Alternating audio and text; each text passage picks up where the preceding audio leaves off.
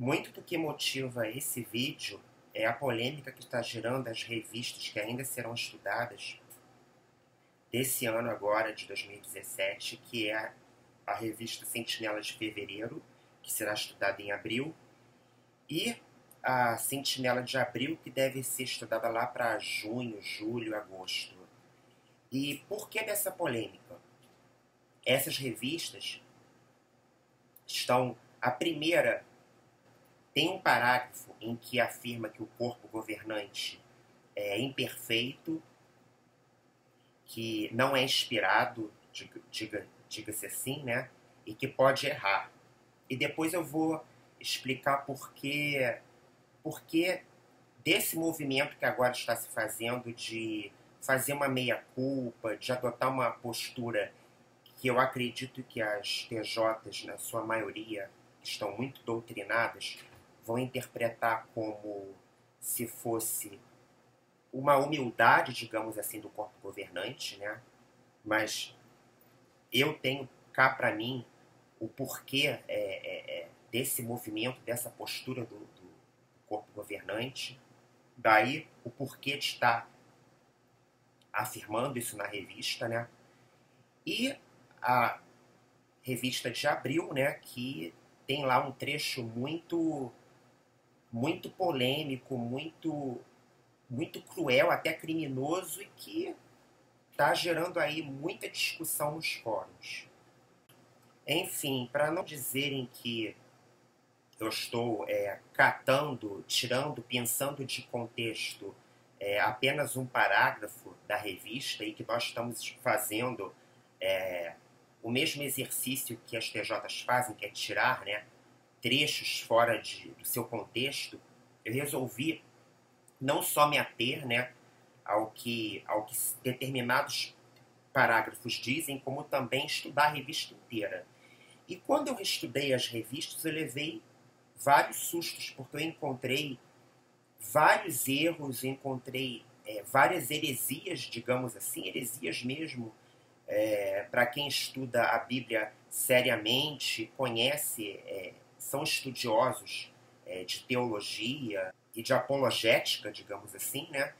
E quando eu me deparei com a revista, encontrei um bando de heresias, um bando de erros, para além daquele, né, dos parágrafos polêmicos. Então, vamos ver agora, deixa eu minimizar aqui, o que eu encontrei.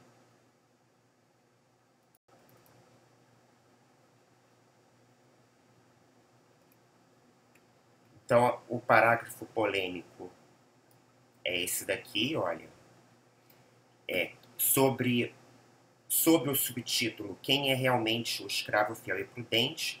E no 12 diz: o corpo governante não recebe revelações da parte de Deus, nem é perfeito. Então foi isso daqui que gerou tanta polêmica. As pessoas se perguntam, mas com essa afirmação, será que as TJs não vão perceber, né, que o corpo governante mesmo está admitindo a sua imperfeição e que por conta disso, do contrário do que era dito nas literaturas anteriores, em anos e décadas anteriores, como é que o corpo governante pode se dizer orientado por Deus e por seu Filho Jesus Cristo?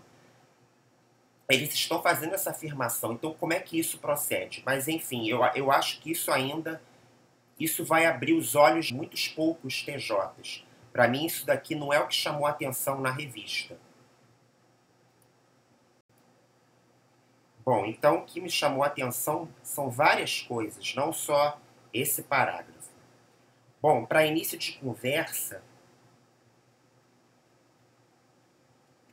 os títulos, né? Vamos assim para o primeiro estudo, né, na página 3.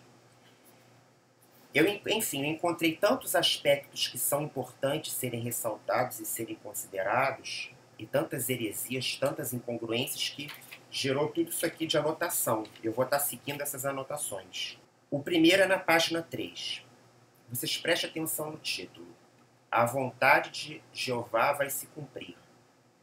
Toda vez que uma TJ ela menciona esse nome, Jeová, no inconsciente dela não é esse Jeová, pelo menos o Jeová bíblico, o nome aportuguesado, que enfim isso é uma polêmica nos estudos teológicos, porque o nome de Deus é um mistério. Você tinha ali o tetragrama, né, 4 letras hebraicas, e não dá para se especular sobre que vogais estariam inseridas para formar o som, porque você não tem, aí como linguística eu posso falar, você não tem nas línguas naturais sílabas em que você não tenha vogal.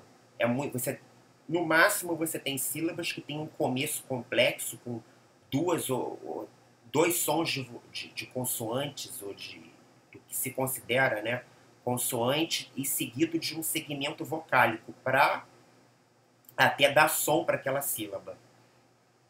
Então, assim, os estudiosos de hebraico especulam mais ou menos qual seria o nome de Deus. Mas, assim, a Testemunha de Jeová não está pensando no Jeová, apenas no Jeová, digamos assim, no dito Deus bíblico, né, do Antigo Testamento. Então ela vai estar pensando num Jeová muito específico, que é o Jeová vinculado, né, à organização, à instituição Torre de Vigia.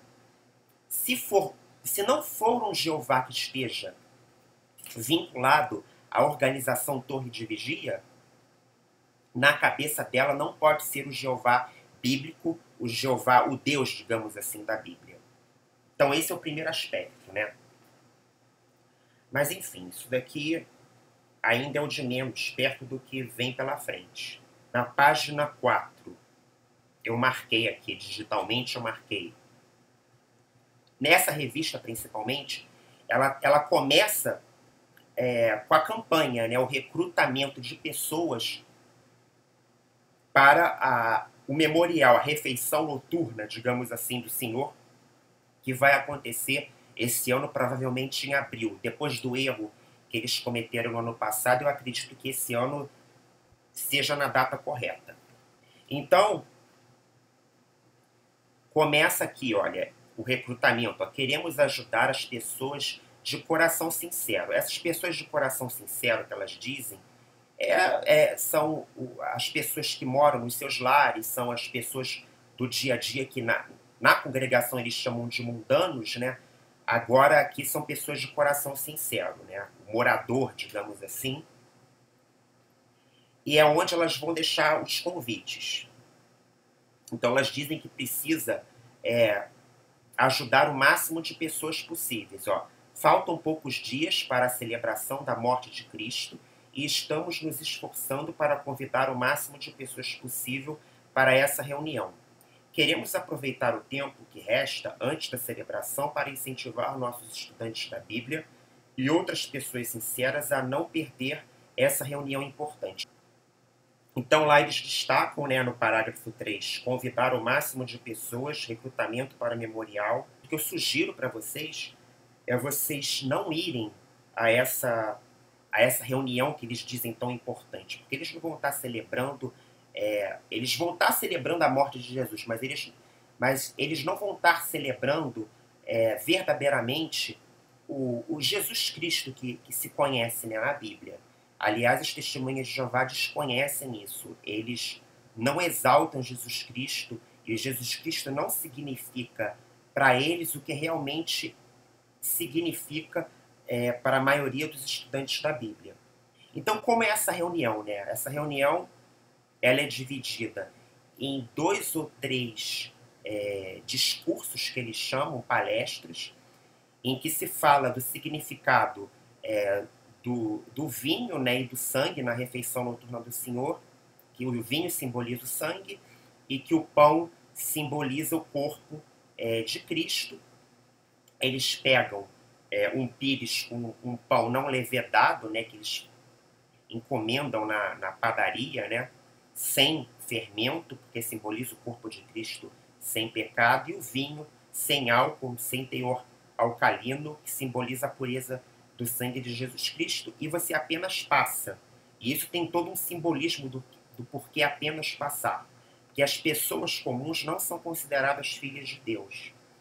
Mas, enfim, depois disso, eles leem textos, né, descontextualizados da Bíblia, e contextualizados para passagem dos emblemas que eles chamam do pão e do vinho. Agora vamos para a página 5. Olha só, ainda na página 4, olha só, quando ele diz assim, Jeová decide como as coisas que ele criou devem funcionar. Então, lembre dessa instrução aqui, ó, Jeová decide como as coisas que ele criou devem funcionar. Esse Jeová que foi feita, a analogia que foi feita aqui no título, né? O que é esse Jeová para as TJs?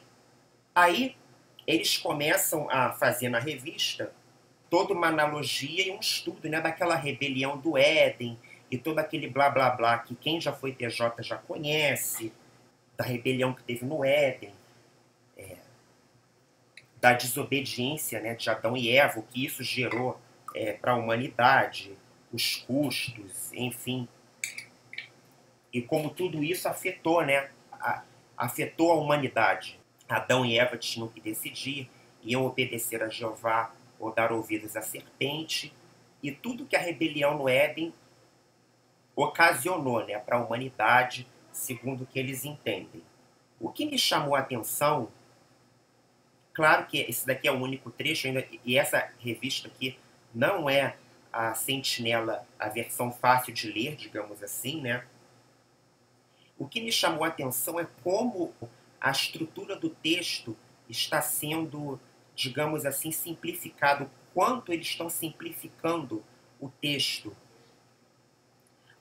Você não encontra mais parágrafos assim bem escritos. Eu achei muito impressionante isso daqui, ó. Se Jeová tivesse deixado para lá o pecado deles. Eu achei... Isso aqui está uma estrutura de texto muito pobre. Se Jeová tivesse deixado para lá o pecado deles...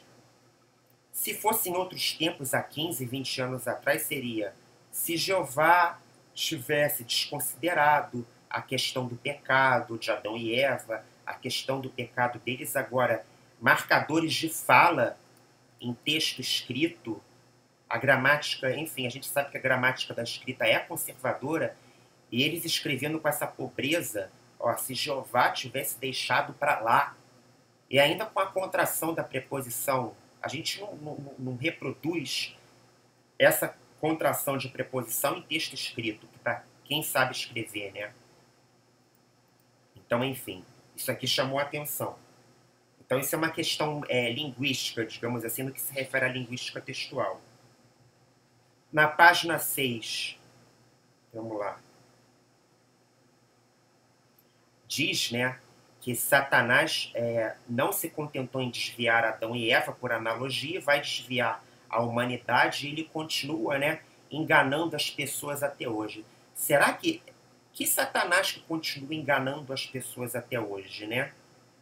Será que é Satanás mesmo que continua enganando as pessoas até hoje?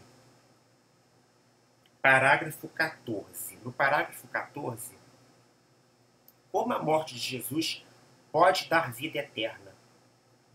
Então eles começam, né, a fazer toda uma analogia, né, da morte de Jesus, que vai dar a vida eterna, só que isso está vinculado ao quê? A ir à celebração, a essa celebração da refeição noturna do Senhor, no salão do reino, e, enfim, é um Jesus institucionalizado, porque é um Jesus vinculado a essa ocasião aqui, olha, ao Jesus da celebração, né? Ao Jesus da torre de vigia, né?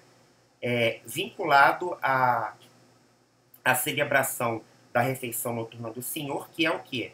Que é a celebração que ocorrerá no salão do reino, né? No dia específico que eles vão comemorar, alinhado ao calendário hebraico. Como a gente sabe, ano passado eles erraram, mas esse ano talvez eles acertem, eu ainda não chequei.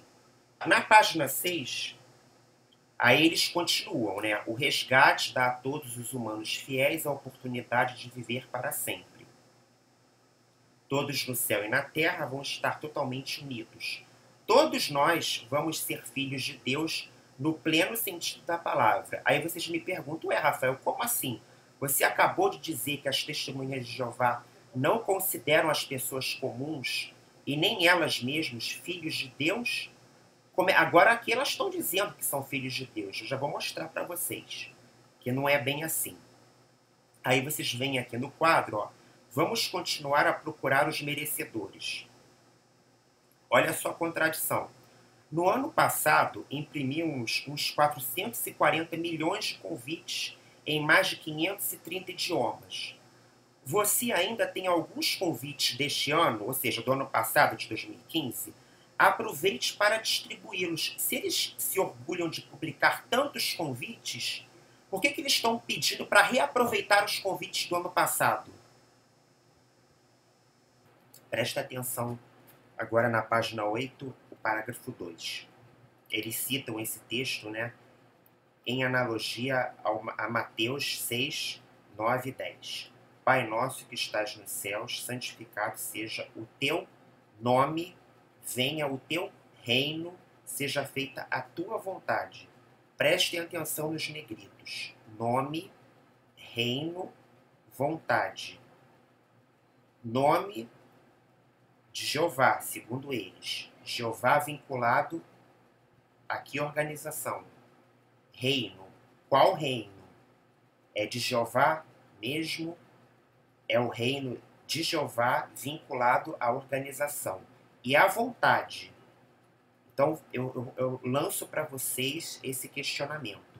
O que vocês podem entender do propósito desses negritos? Página 9. Página 9 encontrei uma contradição. Lembram daquela afirmação feita na página 7, 2 páginas anteriores, em que eles dizem que todos, em pleno sentido da palavra, serão filhos de Deus? Agora, na página 9, eles mesmos se contradizem no parágrafo 6. Olha só, eu não precisei nem buscar uma fonte, mas eu vou mostrar para vocês que prova que eles não se enxergam como filhos de Deus. A doutrina jeovista não enxerga todos os seus membros, eles não se enxergam como filhos de Deus. Não são. Os adoradores de Deus não são filhos de Deus. Mas enfim, olha só. No 6 já contradiz o que é dito na página 7. Lembra na página 7 que dizem que eles são filhos de Deus no pleno sentido da palavra? Ó, Jeová, ele nos aceita como os seus servos e nos considera justos. 2 pontos. Os cristãos ungidos são considerados como filhos. Só os ungidos, os 144 mil, tá? E o das outras ovelhas, ou seja, todo o restante dos adoradores que não são os ungidos, quase as 8 milhões, né, das testemunhas de Jeová, que eles dizem que agora são 8 milhões, os das outras ovelhas como amigos. Amigos e não filhos. Então já está aqui a prova. Na própria revista ele se contradiz. Enquanto na página 7, eles mesmos dizem, 7, todos no céu e na terra vão estar totalmente unidos. Todos nós vamos ser filhos de Deus no pleno sentido da palavra. E logo em seguida, na página 9, os cristãos ungidos são considerados como filhos. Os 144 mil, né, que a cada ano, né, o número de ungidos aumenta, né? E tem que somar 144 mil. E os das outras ovelhas, o restante, como amigos. Então, a contradição na própria revista. A própria revista deles é uma fonte herética. Você não precisa considerar fontes apóstolas. Aí eles continuam, né? Na página 10, eu fiz aqui umas marcações. Página 10, né? Eles continuam com o proselitismo, né, de pregar o reino, né, que é a organização deles. Não é o reino de Deus, de fato. É o reino, mas não é um reino qualquer. É o reino vinculado à organização Torre de Vigília. Então, é o que está aqui. Olha só, outra coisa interessante que eu encontrei na página 10. Olha só. Eles pregam que no final dos tempos, né, só os que irão ser salvos serão as testemunhas de Jeová, aqueles, né, que não tiveram a oportunidade de conhecer a organização, porque a organização não pôde chegar a todos os confins da Terra, né? Mas assim, há partes do mundo, segundo o que eles especulam, que não vai dar tempo para a obra de Jeová, para a obra da organização chegar, né? Então, esses que não tiveram oportunidade, segundo eles, vão ser salvos. Mas, se você for considerar dentro da retórica deles, esse número é muito reduzido das pessoas que serão salvas, perto dos 7, 8 bilhões de habitantes que tem na Terra. Quer ver uma prova? Olha só, que eu não estou falando, que eu não estou fazendo nenhuma ilação. Isso aqui é um livro voltado para crianças, tá?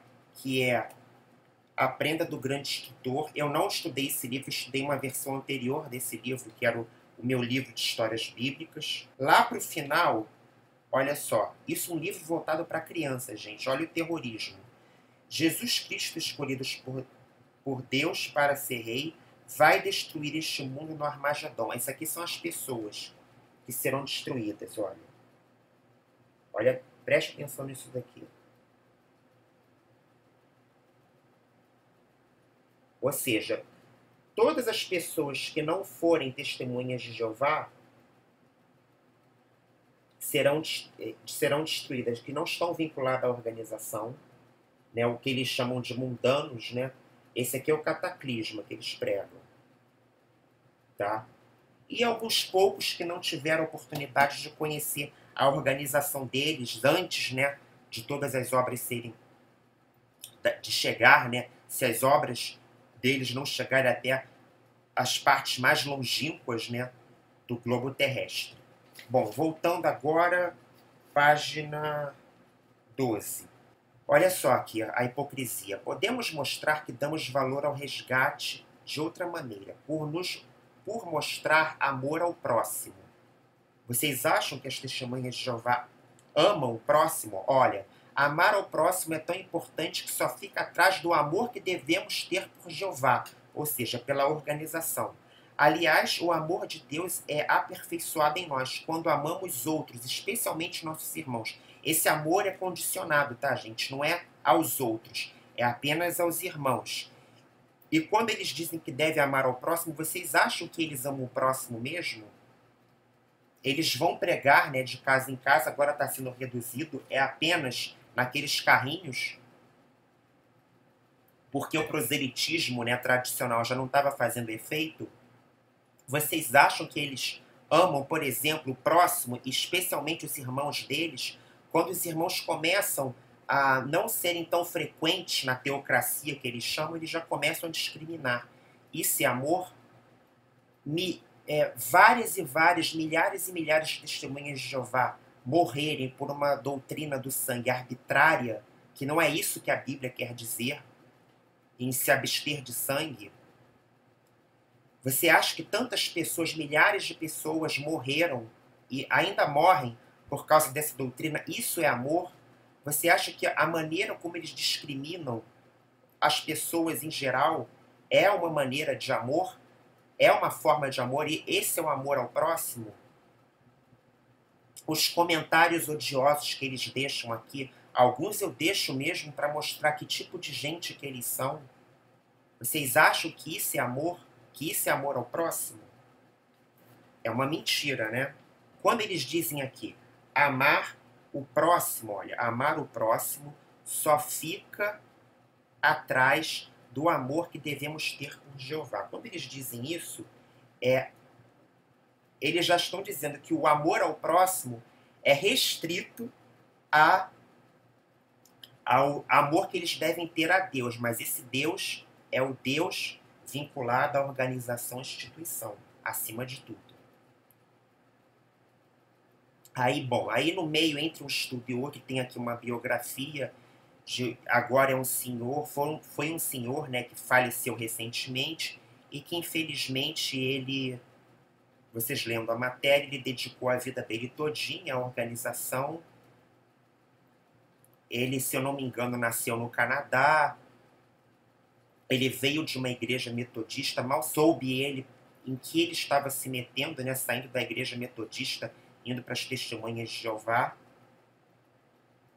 Aqui tem a trajetória dele, coitado. E logo se vê que ele dedicou a vida dele todinha a uma organização. Olha só, enquanto este artigo estava sendo preparado, o irmão Douglas Guest faleceu, fiel a Jeová, fiel à organização, né, da Torre de Vigia, em 25 de outubro de 2015. Então, coitado desse senhor, desse casal, né? Bom, voltando aqui, eles prosseguem, né? Jeová sempre guia seu povo. Página 18. Aqui eles começam a mostrar, né, a questão da liderança. Presta atenção, olha. Vocês vão notar que o leitor é levado aos poucos, né, paulatinamente, a inculcar o corpo governante como liderança eclesiástica a quem eles devem adorar. Então vocês vão notar isso nesse estudo, né? Claro que a testemunha de Jeová, em geral, a mediana, ela não vai fazer essa leitura, tá? Parágrafo 1. Olha só. Quem é o líder de vocês? Muitas religiões têm um homem ou uma mulher como líder, mas nós temos orgulho de dizer que nosso líder não é nenhum humano imperfeito. Será que não? Nosso líder é Jesus Cristo e ele segue a liderança de seu pai Jeová. No parágrafo 1, eles dizem que o líder deles é Jesus Cristo por meio, né, que é Jesus Cristo e que Jesus Cristo segue a liderança de seu pai Jeová. Quem dera que fosse assim, porque no parágrafo 2 eles já dizem: mas existe um grupo de homens aqui na terra que toma a liderança entre o povo de Deus hoje, o escravo fiel e discreto. Então, mais ou menos nesse parágrafo, eles querem dizer o seguinte, porque assim como as religiões no mundo, as outras religiões, que eles chamam, né, da grande meretriz, então o que eles estão querendo fazer aqui é fazer um paralelo, né? Um paralelo no contexto, né? Nas entrelinhas do texto, que assim como as religiões do mundo, cada uma tem um líder, né? Um grupo de homens, né, que lideram, né, que as representam. A Igreja Católica tem um Papa, né, tem um líder eclesiástico. Então eles querem mostrar que também, né, de uma certa forma, apesar da organização, né, ser liderada, né, por Jesus Cristo, né, que segue o seu pai, que seria Jeová Deus, então eles querem mostrar que isso também acontece com eles, né, que apesar de, ó, no parágrafo 2, mas existe um grupo de homens aqui na terra que toma a liderança entre o povo de Deus hoje. O escravo fiel e prudente mudou.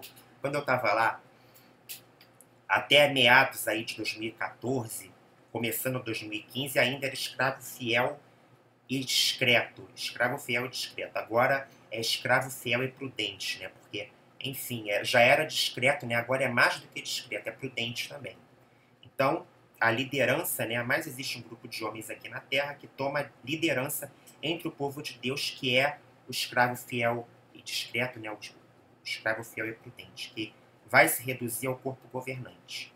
Aí eles vão começar a fazer uma analogia que, assim como os líderes do passado, Moisés, Josué, tinham, né, o apoio, eles querem fazer uma analogia que, assim como os representantes no passado, assim como os que lideravam no passado, Moisés, Josué, então assim como eles tinham, né, o apoio, né, do Espírito Santo, eles eram ajudados por anjos e eram guiados pela palavra de Deus, depois eles vão fazer um paralelo e mostrar que o escravo fiel e prudente, né, também tem esse mesmo apoio. Da página 16 a 19, olha, aí mostra, né, que Jesus tinha o Espírito Santo, era ajudado por anjos e guiados pela palavra de Deus. Assim como os líderes do passado, né, do povo de Deus, Moisés, Josué, Ezequias. Olha só,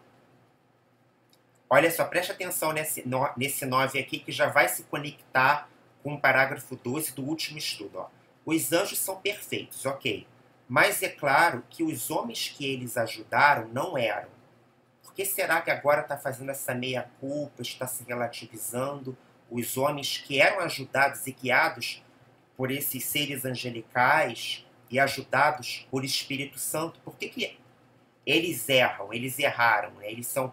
Por que dessa imperfeição? Ó, a palavra de Deus guiava os representantes deles. Aí aqui mostra, né, Jesus Cristo ajudado por anjos. Ó, Jesus era guiado pela palavra de Deus. Eles defendem, né, que Jesus Cristo foi morto numa estaca de tortura. A gente sabe que se a gente for conferir outras traduções, a gente conclui que não foi, né, que não foi numa estaca de tortura. Ó, preste atenção aqui nesse parágrafo. Ó, os líderes religiosos dos dias de Jesus eram muito diferentes deles. Eles deixavam a palavra de Deus de lado sempre que ela ia contra o que eles ensinavam. Então, assim, quando a palavra de Deus batia com os interesses daqueles líderes, então eles distorciam a palavra de Deus, pois ensinavam as regras de homens como doutrinas. Será que só os líderes do passado, né, eles deixavam a palavra de Deus de lado? Será que era só eles mesmos que deixavam a palavra de Deus? A gente sabe, depois que a gente sai, a gente começa a estudar as literaturas do passado, desde lá do final do século XIX, com Charles Taze Russell, passando pelos anos, né, do primeiro presidente da Sociedade Torre de Vigia de Bíblias e Tratados, o Joseph Franklin Rutherford. A gente sabe, né, que as doutrinas, né, mudaram muito, né, pelo menos aí por baixo, mais de 330 vezes. Olha só. Os apóstolos sabiam que no passado Jeová tinha usado representantes humanos para liderar seu povo. Agora prestem atenção nas perguntas chaves. Consegue explicar, assim como nos dias dos apóstolos, como os que tomam a liderança entre o povo de Deus hoje? Quem é que toma a liderança do povo de Deus hoje? O corpo governante. Então, olha só. Assim como nos dias lá dos apóstolos antigos, os que tomam a liderança entre o povo de Deus hoje, como é que eles mostram que tem Espírito Santo? Então, os que lideram as testemunhas de Jeová hoje têm Espírito Santo, né? A gente sabe que tem, recebem ajuda de anjos, são muito modestos, né? São muito discretos e prudentes. E são guiados pela palavra de Deus. Eles são seres eclesiásticos, eles estão se santificando, digamos assim, né? Aí eles começam a traçar um paralelo dos primeiros cristãos no primeiro século com aqueles que lideravam e que compunham uma espécie de, digamos assim, corpo governante daquela época deles. Eles começam a traçar um paralelo, fazer um paralelo semântico. O leitor TJ mediano, né, que é a grande maioria, vai fazendo uma analogia e logo imaginando, bom, assim como Jesus Cristo... os líderes do passado eram ajudados por Espírito Santo, guiados por anjos. Por que que os atuais que lideram o povo de Deus não podem? Não podem estar sendo guiados e ajudados e abençoados. Aí você começa a ver, a prestar atenção nisso, nessa questão. Olha só. Jeová guiava o corpo governante por meio de Jesus. O corpo governante tinha Espírito Santo. Por exemplo, no ano 49, o Espírito Santo orientou o corpo governante a tomar uma decisão sobre a circuncisão. Esse corpo governante que eles estão falando é o que eles entendem por corpo governante naquela época, no passado. Tá? Agora, se vocês forem para a Bíblia de verdade, esses do passado, fiéis a Jesus Cristo do passado, eles eram...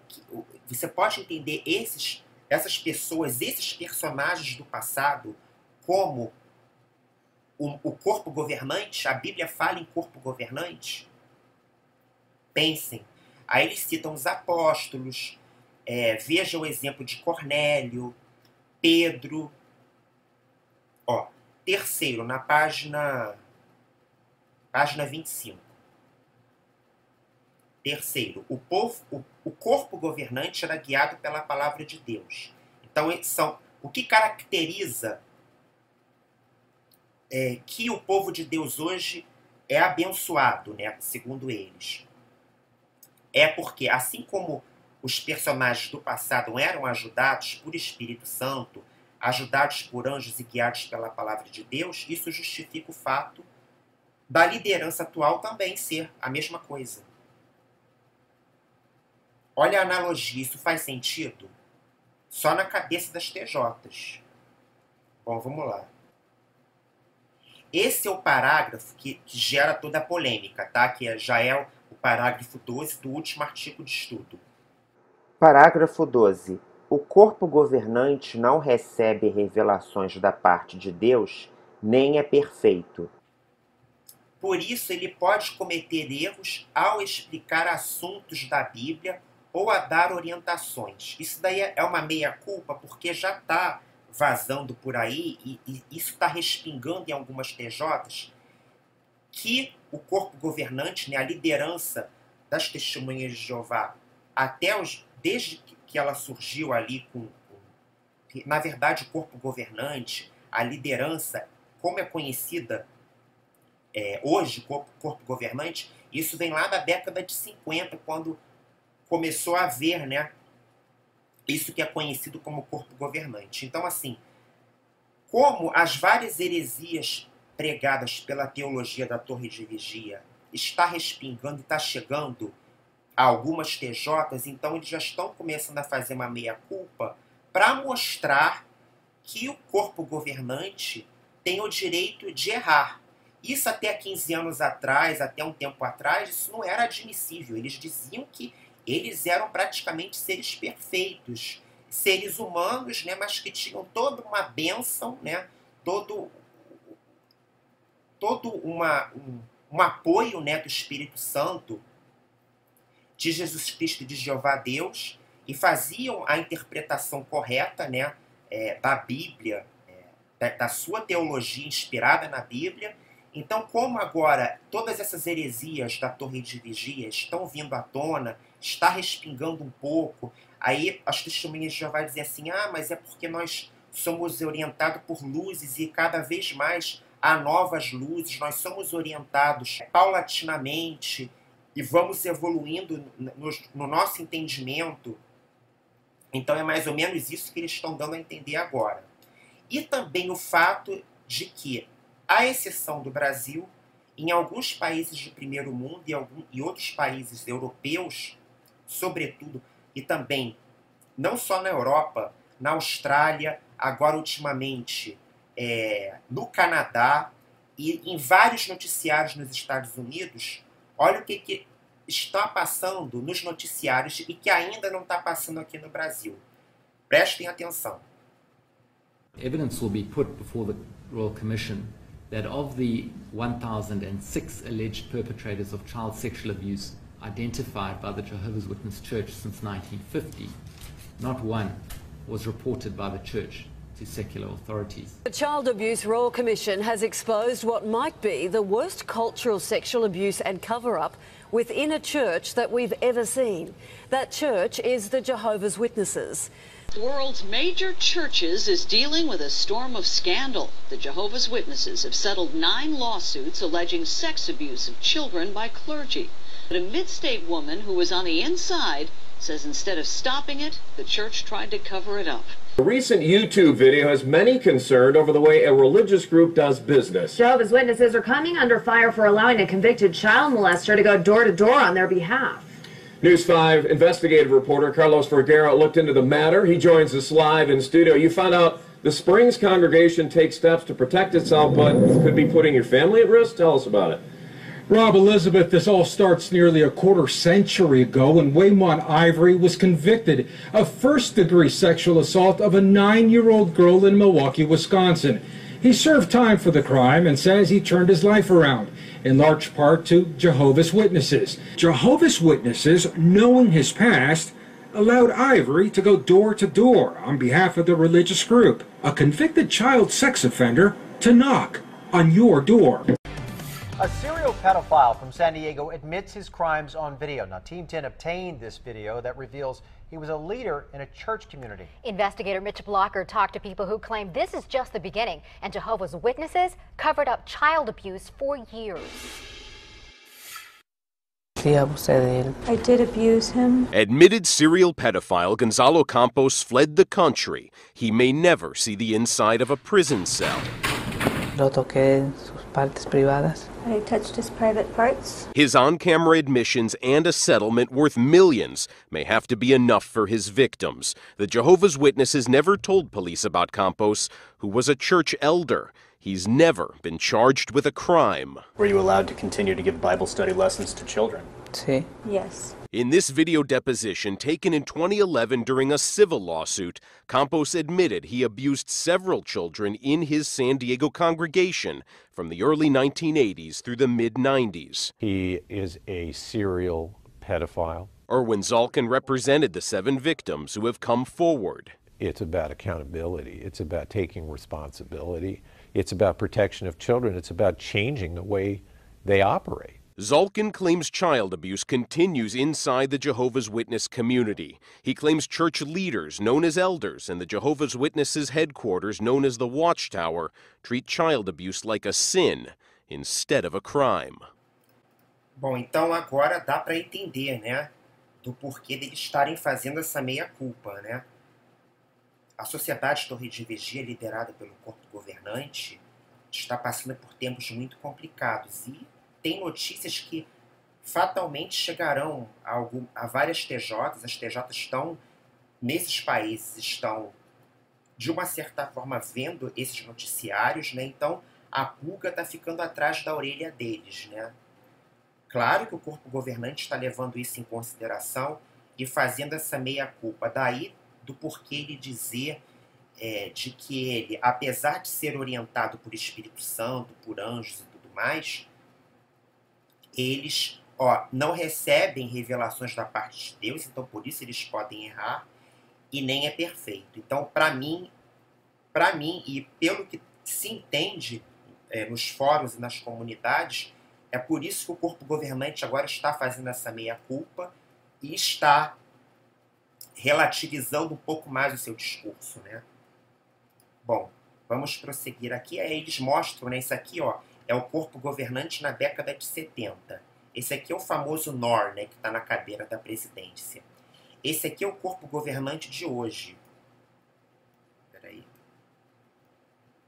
Tem um membro que, se eu não me engano, aqui é o mais antigo. Se a gente for da esquerda para a direita, nós temos o Garrett Loesch, o Geoffrey Jackson, que participou em 2015, né, da Comissão Real Australiana, foi obrigado lá, né, a participar, né, dos casos lá de pedofilia, de 1.006 casos que foram acobertados em 40, 50 anos, né, em 4, 5 décadas. Ele teve que se mostrar presente. Provavelmente agora, né, que vai ocorrer em março agora de 2017, talvez ele seja chamado de novo. Por que ele? Talvez ele. Porque ele tem cidadania, ele é natural da Austrália, tá? O terceiro aqui é o Samuel Hurd. Depois, esse aqui é o mais novo. Ele deve ter menos de... Ele deve ter um pouco mais de 60 anos, ou quase isso. É o Mark Sanderson. Você vê que tem muito mais cara de empresários do que liderança eclesiástica, né? Pelo menos é o que parece aí para os de fora, para qualquer pessoa que vê uma ilustração dessa, olha só, parece um bando de executivos e não uma liderança eclesiástica. Bom, o segundo aqui, da segunda fileira, já indo para a margem direita, é o David Splane. Esse aqui que para mim, enfim, para mim esse aqui é o que lidera, né? Ele tem um rosto muito assim, dá até medo. E tem nome de rei, né? Anthony Morris III. E por último, né, o Stephen Lett. Bom, então o que a gente pode entender disso daí? Eles começam a traçar um paralelo. Esse paralelo é que, assim como os personagens do passado eram guiados por Espírito Santo, recebem ajuda de anjos e são guiados pela palavra de Deus, assim como eles eram, os que lideram hoje o corpo governante também. E mesmo assim, guiados por Espírito Santo, receberem ajuda de anjos, são guiados pela palavra de Deus, tem essa contradição no parágrafo 12, né? De que eles não recebem aqui mesmo está dizendo, ó, o corpo governante não recebe revelações da parte de Deus, nem é perfeito. É uma aparente de uma grande contradição. Bom, gente, então, isso é o que trata, né, da revista de fevereiro, né, datada de fevereiro de 2017, agora desse ano. Tá aqui, olha. Fevereiro de 2017. Mas eles vão estudar só, ó, a partir, ó, da primeira semana de abril, ó, 3 a 9 de abril. Começa o primeiro artigo de estudo, né? E termina, né, no final de abril. E acabou que não deu tempo aqui de eu comentar da revista, né, de abril. Vou ter que fazer um outro vídeo para comentar sobre essa revista. Provavelmente eu encontrarei um bando de outras heresias também, né? Mas, enfim, eu fiquei devendo para vocês do porquê que Jesus Cristo, nas Testemunhas de Jeová, o Jesus Cristo das Testemunhas de Jeová, não é o Jesus Cristo que a teologia cristã das outras religiões, né, das religiões que pertencem à Babilônia Grande, né? Por que o Jesus das TJs não é o mesmo Jesus da maioria das religiões e como a teologia cristã entende Jesus? Beber um pouco aqui de água, né? Porque até essa altura eu já gastei do meu latim, mas vamos lá. O Jesus Cristo das TJs, diferentemente do Jesus Cristo do que a maioria dos estudiosos bíblicos entendem, não é Deus, tá? O Jesus Cristo das TJs, e isso você só vai ver no final de um estudo bíblico, quando a pessoa já está sendo muito doutrinada, já fez toda uma lavagem cerebral e a pessoa está convencida que a organização é a religião verdadeira, a organização das Testemunhas de Jeová. O Jesus Cristo das TJs nada mais é que uma emanação de Deus. Um Deus, na versão deles, na Bíblia adulterada deles, Jesus Cristo é apenas um Deus. Eu posso até abrir um documento aqui para mostrar para vocês. E muito menos do que isso, além de Jesus Cristo ser um Deus com letra minúscula, ele é apenas uma categoria de anjo, um arcanjo. O famoso arcanjo Miguel. É a mesma coisa. Olha só, para eles, né? É um ser muito inferiorizado. Olha só, quer ver? Se a gente abrir aqui, esse daqui, ó, é uma nova publicação deles, né? Que é um livro ainda mais simplificado. Se o que a Bíblia realmente ensina já era um livro completamente simplificado, imagina esse livro daqui, né? Que é o que eles estão agora anunciando no carrinho deles, né? Você pode entender da Bíblia, mas aí é da Bíblia das Testemunhas de Jeová, né? Vamos lá. Se você colocar aqui no campo de busca, aqui, olha, vamos lá. Miguel. Peraí, digitei errado aqui. Miguel. Olha só. Na página 95. Olha só. Tarará, no capítulo 8, vimos que Jesus retornou como rei do céu em 1914, né, invisivelmente, segundo eles. O livro bíblico de Apocalipse diz que aconteceu uma guerra no céu. Miguel, ou seja, Jesus, e os seus anjos batalharam contra o dragão, ou seja, Satanás. E o dragão e seus anjos batalharam. Asterisco. Aí você vai no asterisco. Gente, isso daqui já é no final, tá? Quando o estudante já foi muito doutrinado, já teve a cabeça, a mente toda lavada. Olha só. Ó, Miguel é outro nome de Jesus. Veja a seção Entenda Melhor. Número 23. Na página 220, ó. Miguel, o arcanjo. Arcanjo significa anjo principal. A Bíblia fala de um só arcanjo. O nome dele é Miguel. E Miguel é o líder do exército dos anjos fiéis de Deus. Apocalipse 12:7 diz: Miguel e os seus anjos batalharam contra o dragão. Sabemos que Miguel é outro nome de Jesus. Então, segundo a teologia deles, Jesus nada mais é do que um anjo, um arcanjo, o arcanjo Miguel, não é um Deus. Rafael, você tá variando, né? Nada disso. Não é? Já mostrei aqui para vocês, pela literatura deles, uma das literaturas. Aliás, obrigado ao Wagner, que enviou esse PDF para mim. Mas no livro que a Bíblia realmente ensina, no final também tem, tá? Deixa eu ver se eu encontro aqui a minha carta de dissociação, em que eu... Aqui, isso daqui é a adulteração que eles fazem da Bíblia, olha. Isso aqui é original em grego, tá? Em que você não tem um Deus, tá? Se vocês repararem bem, não tem artigo no original em grego. Aí aqui, olha só, isso aqui é Tessalonicenses, olha só. Olha só. A adulteração, olha, isso aqui foi um dos motivos, olha.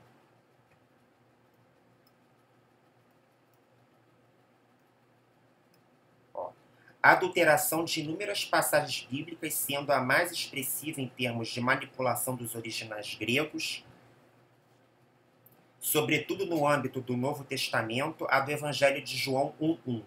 Né? Na João Ferreira de Almeida você tem, no princípio era o verbo, e o verbo estava com Deus, e o verbo era Deus. JFA, João Ferreira de Almeida. Agora, na tradução do Novo Mundo, a nova agora, né, que eles chamam de a Bíblia, né, a de 2015, que foi lançada no ano passado. Vamos lá em João capítulo 1, versículo 1. Aqui. Deixa eu ver se a câmera consegue pegar. Acho que não vai conseguir não, porque é muito pequeno, ó. Olha só. Tá invertida a câmera também, tá espelhada, ó. No princípio era a palavra, e a palavra estava com Deus. E a palavra era um Deus, com letra minúscula. Acho que dá para vocês verem, né? Bom, isso daqui é na Bíblia deles. Isso aqui é apenas uma das várias, né? Tem também... Eu só pensei algumas. Tem várias adulterações. Olha só. Nota-se o mesmo, por exemplo, em 2 Tessalonicenses 2:4, em que na versão da Ferreira de Almeida, respectivamente nos anos de 20, 62 e 98, 1920, 62 e 98, apesar das mudanças diacrônicas históricas, né, no que se refere à ortografia, a palavra de Deus em maiúsculo é corretamente mantida. Então isso daqui são as Bíblias da João Ferreira de Almeida, você tem lá bonitinho, Deus com letra maiúscula, você não tem artigo. Essa aqui é da minha bisavó, essa Bíblia aqui. Esse primeiro trecho aqui é dela. É da Bíblia que foi dela, né? Que foi publicada na década de 20 do século passado. Aqui já é a João Ferreira de Almeida, dos anos de 62 e 98. Também Deus com letra maiúscula e sem um artigo. Agora aqui, olha só, conforme vocês podem ver. O mesmo livro de 2 Tessalonicenses 2:4, tradução no Novo Mundo. Aí tem, ó, a de 63, 86, essa que eu mostrei agora, que é a mais recente, olha só. Você vê lá, Deus com letra minúscula, um Deus, olha aqui, ó, com artigo, tá vendo? Aqui, diferente da João Ferreira de Almeida. Então, gente, aqui já tá a prova, né? Que eu não tô falando nenhuma bobagem. Bom, agora vamos fazer algumas considerações finais. Enfim, pessoal, então, tendo em vista todas essas heresias que vimos, né, examinando apenas a revista de fevereiro, que eles ainda vão estudar em abril ainda desse ano, daqui a 4 meses, o que podemos concluir, né, aqui estão as anotações, o que podemos concluir do porquê que eles não deixam as TJs, ou não encorajam as TJs a fazerem ensino superior, né? Há um povo, né, que está escravizado. Então, por que vocês acham do não encorajamento a pessoa a se instruir, a fazer um bom curso, né, de tradução de texto, de interpretação também textual, o porquê dessa implicância, né, com uma testemunha de Jeová que queira uma certa até um certo nível até de erudição. Por quê? Porque eles não querem que vocês façam uma leitura como essa, por exemplo, que eu fiz e que muitos agora que se instruíram, depois que saíram da organização, fazem. Muitos agora, os que estão lúcidos e acordaram, fazem essa leitura que eu fiz. Uma leitura crítica que leva em consideração o raciocínio lógico, o raciocínio também de pensamento. E o que isso propicia, né? Você ler com raciocínio lógico, você ler levando em conta a coesão e coerência de um texto, as fontes, você comparar, né, as opiniões, ver as várias opiniões a respeito do texto, daquela fonte, de quem escreveu, permite uma leitura crítica, né? Uma leitura consistente. E isso é problemático. Por que é problemático? Porque você vai encontrar as incoerências e essas heresias todas que eu pontuei no decorrer do vídeo. Então, né, vimos que as testemunhas de Jeová estão, de uma certa forma, a liderança, sobretudo, né, muito preocupada com a sua reputação, sobretudo agora, nos anos que estão à frente, né, perante todos esses escândalos, todas essas heresias e também o empoderamento da internet, né, que você hoje, se você botar no Google Testemunhas de Jeová Doctrines, Jehovah's Witness Doctrines, Testemunhas de Jeová Doutrinas, você vai encontrar no Google, né, várias fontes indicando que há muitas heresias e muitas discrepâncias e incongruências perto do que é ensinado pela teologia cristã. Você encontra, né, as várias heresias. Então, tudo que a liderança quer é que o povo deles, né, de Jeová, faça uma leitura rasa, que não identifique nada disso que eu consegui identificar, contradições, inclusive na própria revista, conforme vocês viram. Bom, então, pessoal, acabou que não sobrou tempo para comentar da revista de abril, né, que deve ser lida bem depois, né, por eles, estudada por eles. Eu vou ter que fazer um outro vídeo. Então a gente se vê no próximo vídeo.